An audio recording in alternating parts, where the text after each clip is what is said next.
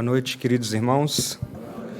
Abra a sua Bíblia, por favor, em Mateus, capítulo 13. Agradeço mais uma vez ao pastor Maurício pela confiança, pela recepção calorosa. Que o Senhor a todos nos abençoe através da sua palavra. Quero ler um texto bem conhecido de todos nós, sobre a parábola do grão de mostarda e o crescimento surpreendente do reino de Deus. Esse é o título do sermão, em Mateus 13, no capítulo 31, no versículo 31, perdão. Mateus 13, 31. Nos diz o seguinte: E contou-lhes outra parábola. O reino dos céus é como um grão de mostarda que um homem plantou em seu campo. Embora seja a menor entre todas as sementes, quando cresce, torna-se uma das maiores plantas e atinge a altura de uma árvore, de modo que aves do céu vêm fazer seus ninhos em seus ramos. Ainda o verso 33 diz: E contou-lhes outra parábola. O reino dos céus é como o fermento que uma mulher tomou e misturou com uma grande quantidade de farinha, e toda a massa ficou fermentada. Meus irmãos, essas duas parábolas que Jesus conta aqui revelam uma mesma verdade acerca do reino de Deus.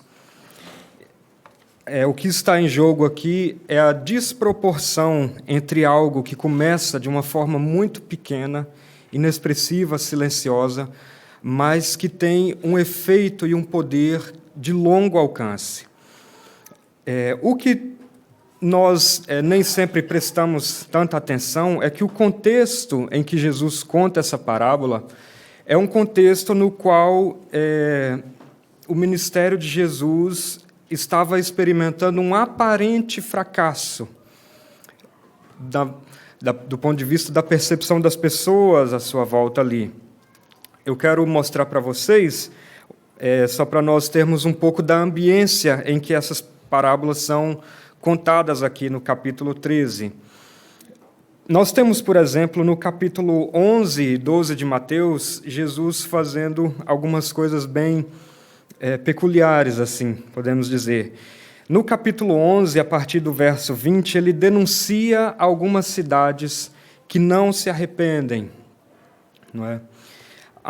No capítulo 12, nos versos 1 a 14, Jesus tem uma polêmica com os religiosos em torno da questão do sábado. Então a coisa estava ficando quente ali entre eles. Ainda no capítulo 12, Jesus é acusado pelos religiosos de expulsar demônios, utilizando-se do próprio poder demoníaco para isso. Não é?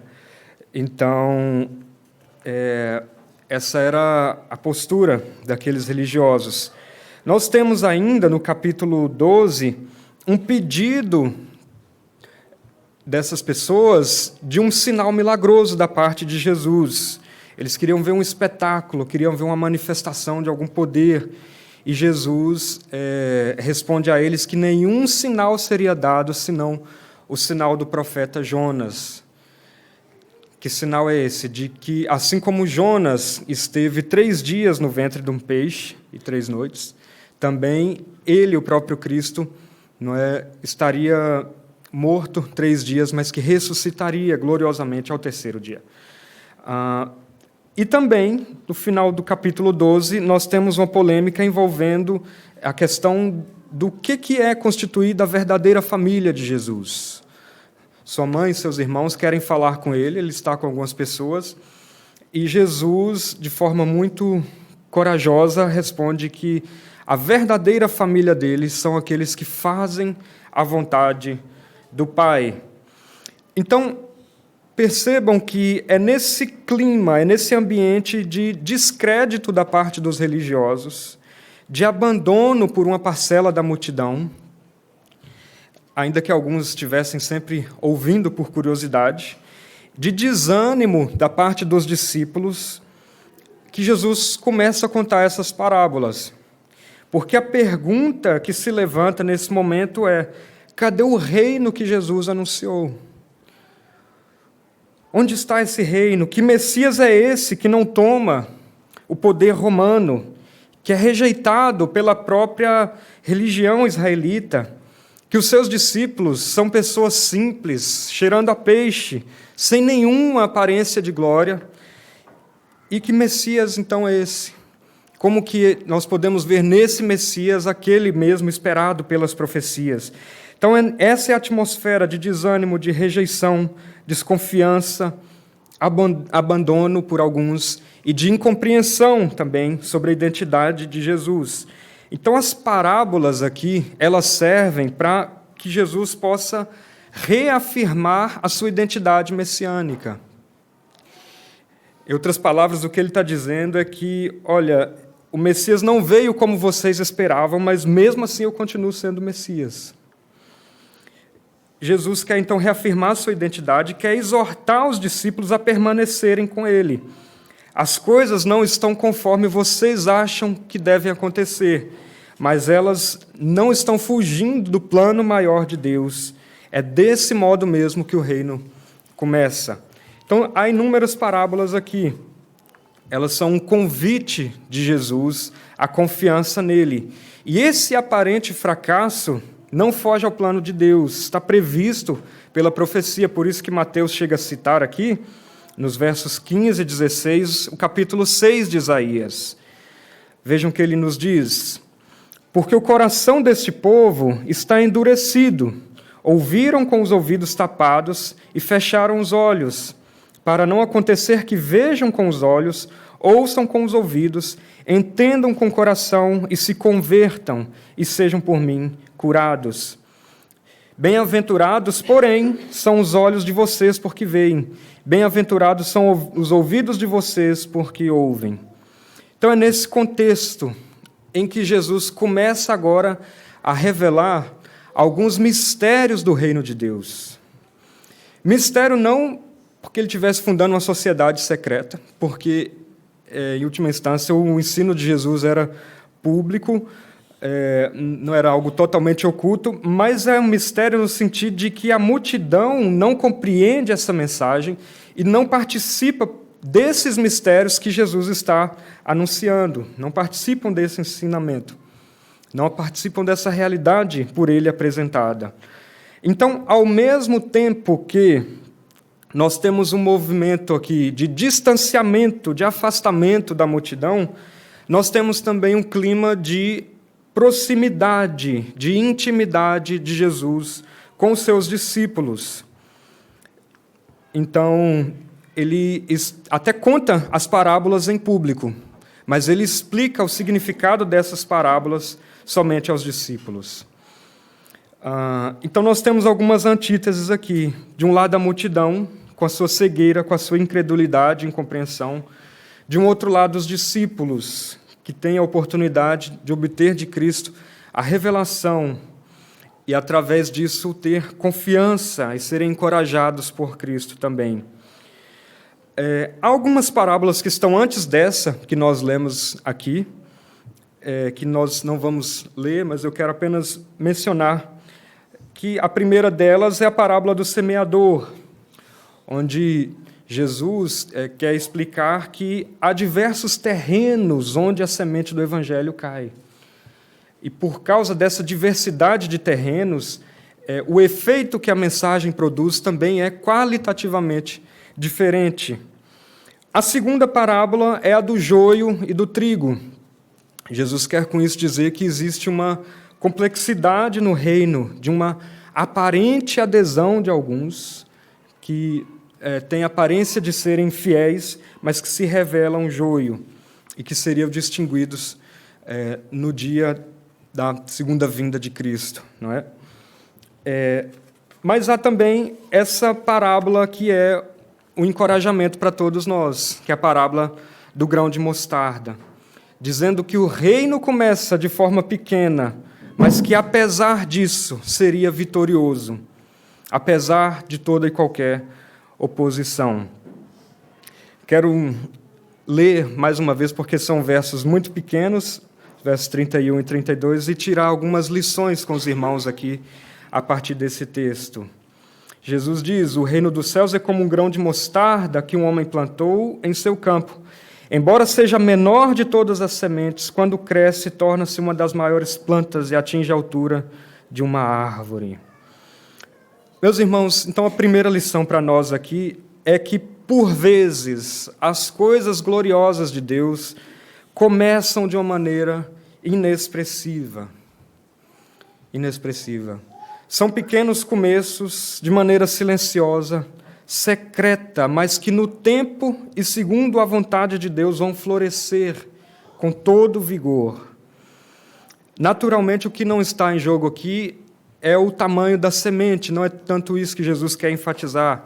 De fato, a semente de mostarda era a menor semente conhecida por aquela cultura.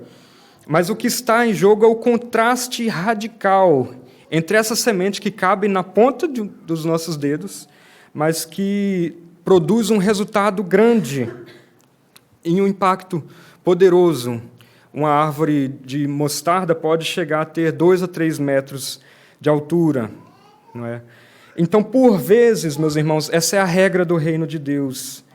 Ele realiza algo grandioso na história através de pequenos começos. É a santa ironia de Deus. Deus gosta de confundir a sabedoria dos sábios. Deus gosta. Quem poderia dizer que o rei do universo nasceria numa manjedoura? Não num grande palácio, não em qualquer construção de imponência humana, mas numa manjedoura. Então, eu e você também precisamos tomar muito cuidado quando nós avaliamos as circunstâncias à nossa volta e julgamos que de coisas pequenas Deus não possa fazer florescer coisas grandes.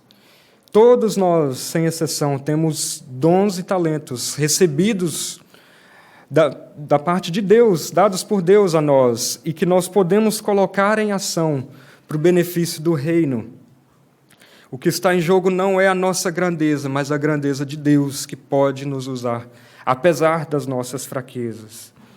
Então, essa é a primeira lição para nós nessa parábola.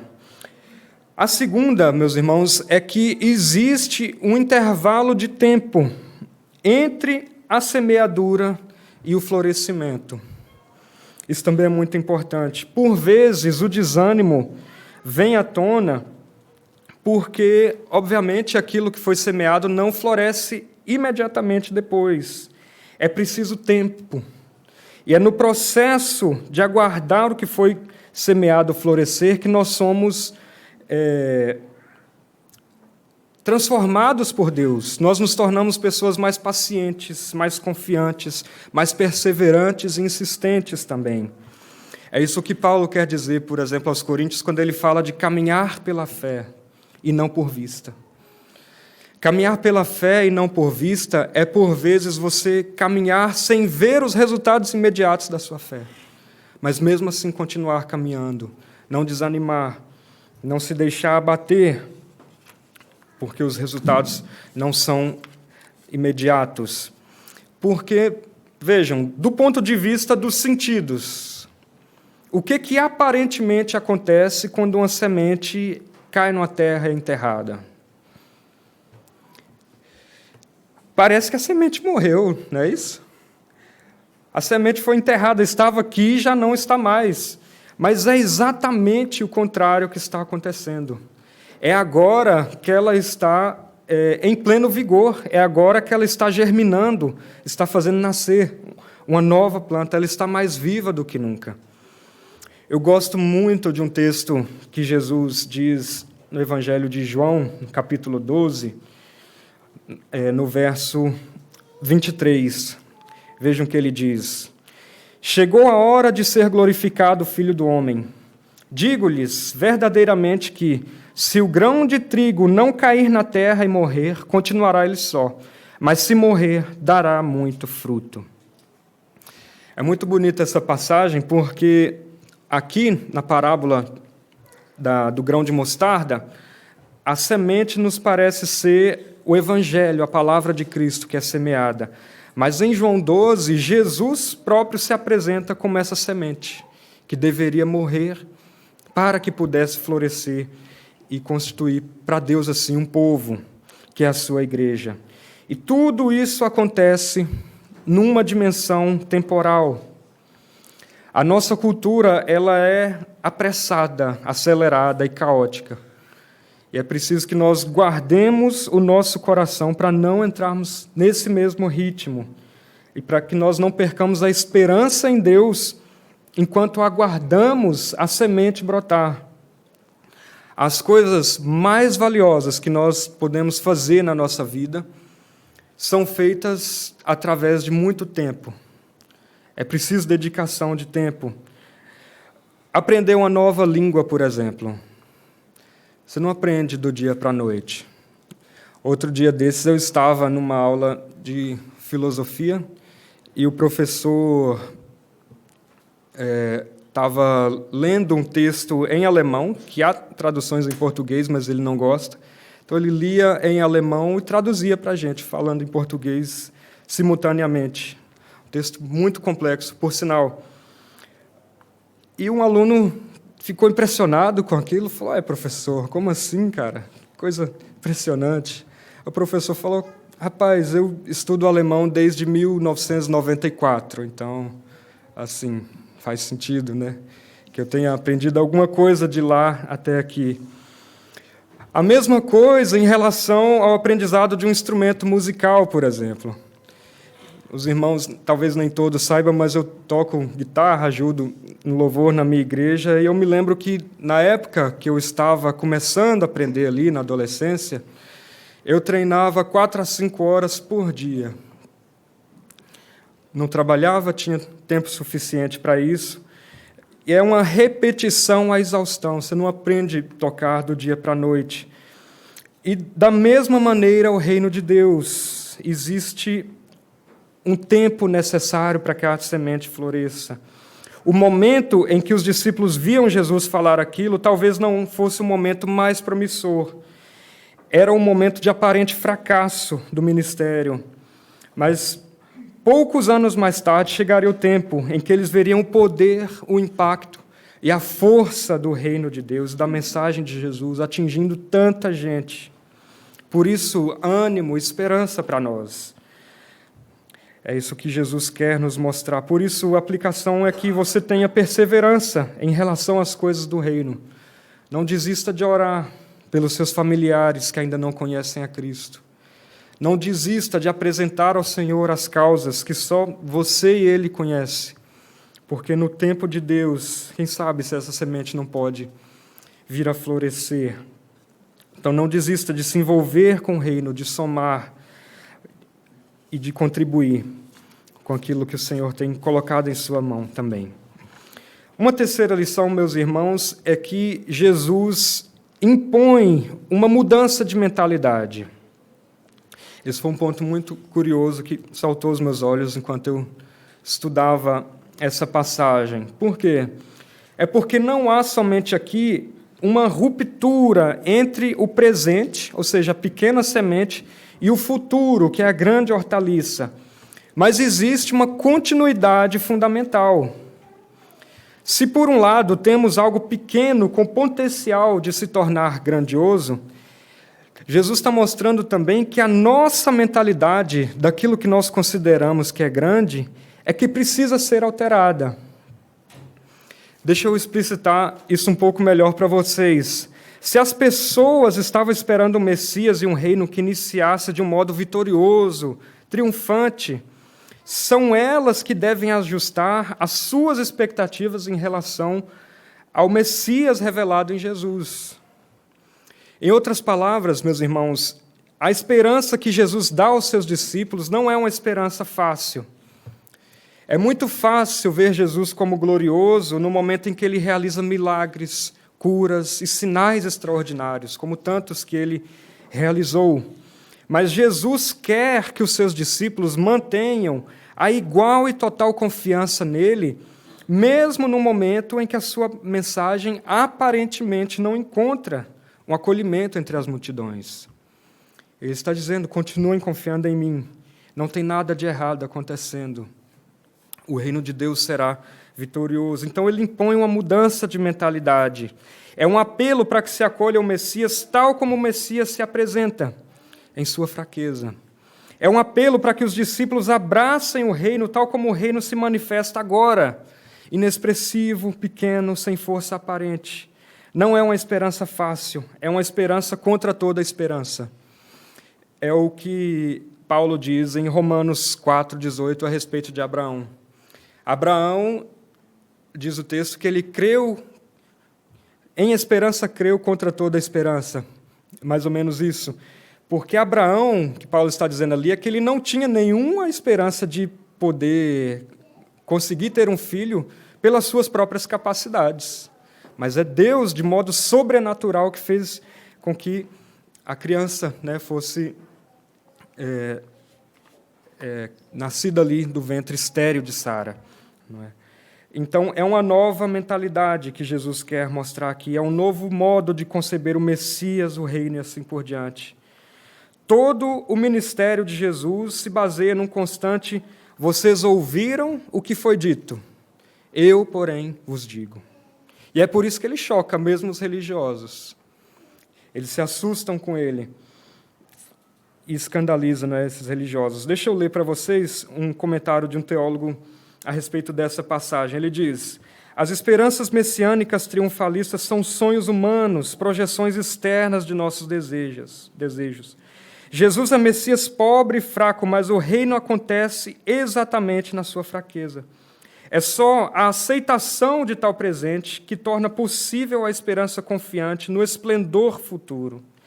Então, a terceira lição é essa, meus irmãos. É preciso uma mudança de mentalidade, de ver algo grandioso já nesse momento presente, em que não há uma esperança tão fácil assim. Mas, de todo modo, Deus está agindo nesses momentos de um aparente fracasso. O verso 32, só para que nós não percamos de vista, ele diz: embora seja a menor de todas as sementes, quando cresce, torna-se uma das maiores plantas e atinge a altura de uma árvore, de modo que aves do céu vêm fazer seus ninhos em seus ramos. A quarta lição é que o reino tem, portanto, uma dimensão tem uma dimensão pessoal e coletiva. E o testemunho da história nos mostra que Jesus estava certo. No momento que ele contou a parábola, as coisas não estavam muito bem, mas posteriormente a semente se tornou uma grande árvore, com seus ramos, onde até pássaros puderam fazer os seus ninhos. É relativamente fácil para nós hoje olhar para trás e nos admirarmos com as palavras de Jesus, perceber que ele estava certo e com aquilo que a igreja realizou. Mas a questão é que não está tudo pronto ainda. Há sementes em nossas mãos ainda hoje que devem ser semeadas. O reino continua em expansão, meus irmãos. Com esse texto, nós não devemos olhar somente para o passado, mas para o futuro também. Deus quer nos usar nesse reino. Por isso, e para que isso aconteça, é necessário que primeiro essa semente do Evangelho cresça em nosso coração, cresça em nossa horta pessoal. O reino de Deus tem essa dimensão peculiar. Ele deve ser pensado num aspecto coletivo, porque Deus tem um povo para si, mas esse povo não é uma massa sem nome. São pessoas que individualmente creem e que têm condições de levar a mensagem de Cristo adiante. Então, ao sermos alcançados, nós podemos nos envolver semeando a boa nova de Cristo, tal como os apóstolos e os cristãos ao longo da história. Essa semente precisa, portanto, crescer. Ela precisa sobrepujar todas as árvores, todos e qualquer sonhos, planos, propósitos que nós possamos ter. O Evangelho precisa ser maior do que tudo em nossa vida. O amor por Cristo precisa superar todas as coisas. E se isso não acontece, se a semente não cresce, algo está errado. Algo está errado. é porque talvez a semente e o coração ainda não se encontraram. Então, é preciso que o Evangelho cresça em nós. Conheçamos e sigamos conhecendo ao Senhor. Amém?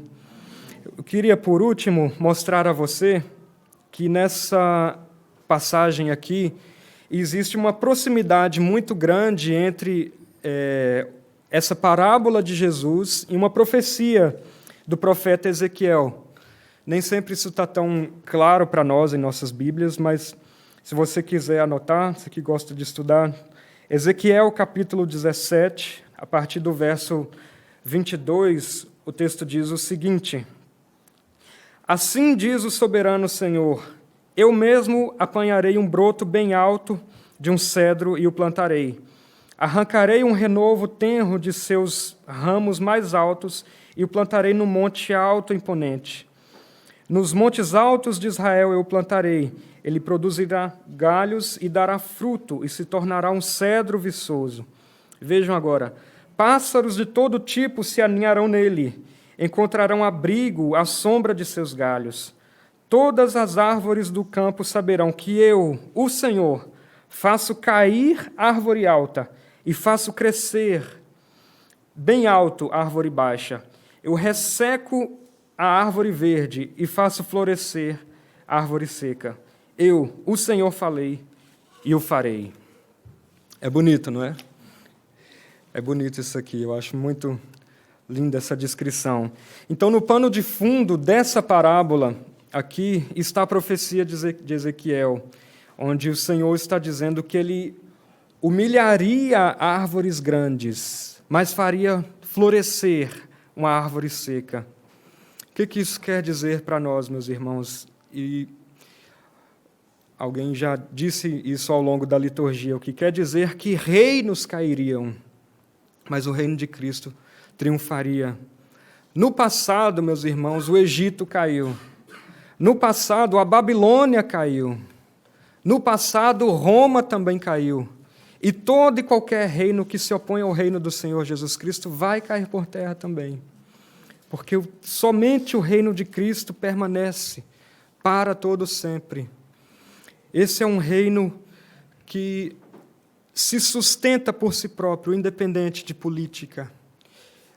O reino de Deus não precisa de uma muleta política para que ele venha se sustentar, mas ele se sustenta apesar de toda e qualquer circunstância política. Sempre foi assim ao longo da história. E Deus é quem sustenta o seu povo. A nossa esperança não está, portanto, em Brasília, como não estava em Roma na época dos discípulos. Nós confiamos no Deus Todo-Poderoso que reina sobre toda a terra. E por isso podemos dormir e descansar em paz. Que seja assim entre nós, que reine em nossos corações a alegria e a confiança no amor e na graça de Cristo. Por isso, irmãos, por mais que o mundo critique, por mais que a civilização volte as costas para Deus, por mais que as pessoas possam detestar o cristianismo, não adianta, o reino de Deus chegou. Ele é invisível, ele cresce devagarinho, ele vai se espalhando como uma semente. As pessoas tentam matar essa semente, mas quando vê, ela já tomou conta de toda a terra. Por isso, tenhamos coragem, tenhamos esperança em Deus para seguir anunciando o Evangelho. Amém? Vamos orar nesse instante. Deus bondoso e gracioso, a Tua palavra sempre nos toca de modo especial, Senhor. Obrigado porque podemos ter em Ti, Senhor, esperança viva e real, porque És um Deus vivo e real, Senhor, e as Tuas promessas não falham. Obrigado pelo Teu cuidado com a Tua igreja. Obrigado porque o Senhor tem nos sustentado. Obrigado, Senhor, porque o Senhor tem mantido esta igreja aqui, da Batista Bíblica, homens fiéis e piedosos para conduzir as Tuas ovelhas, Senhor. Que possamos continuar perseverantes e encorajados por Ti, Senhor, na proclamação do Evangelho. Onde estivermos, Senhor, que o Senhor nos use, não para a nossa glória, mas para que o Teu nome cresça, Deus. Assim nós te oramos e te agradecemos, no nome santo de Jesus. Amém. Amém.